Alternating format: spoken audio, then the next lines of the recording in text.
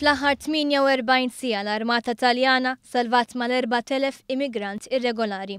Il-Ministru Taljan għall-Intern Angelino Alfano saħaq li s-sitwazzjoni tal-immigranti qiegħda dejjem tigrava, tant li mill-bidu tas-sena l-Italja salvat aktar minn 15,000 immigrant. Fl-istess waqt Alfano star li bħalissa fil-Libja hemm bejn 300,000 u 600,000 persuna li lesti li jemigraw lejn l-Ewropa e kif il-kundizzjonijiet tat-temp qegħdin dejjem jitjiebu.